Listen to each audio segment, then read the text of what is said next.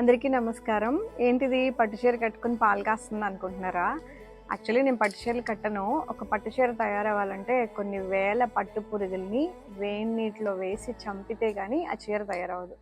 So, అందుకని నాకది ఇష్టం ఉండదు. ఇది జరీ శారీ. అది కూడా ఇదేమి కొత్త చీర ఏం కాదు.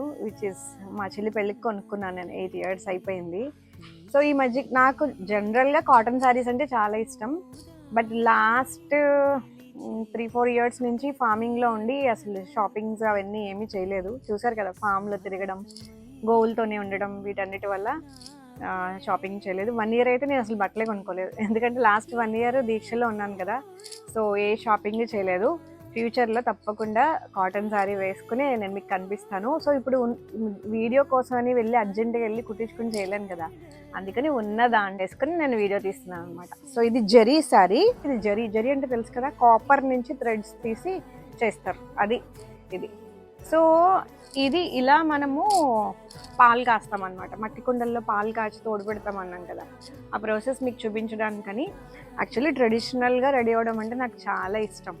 సో మీరు ఎవరైనా హోమ్ క్వీన్స్ ఎవరైతే ఉన్నారో మీకు అవకాశం ఉంటుంది కాబట్టి ఇలా ట్రెడిషనల్గా చక్కగా ఆడపిల్లలా తయారైతే దానికి ఉన్న గౌరవమే వేరు.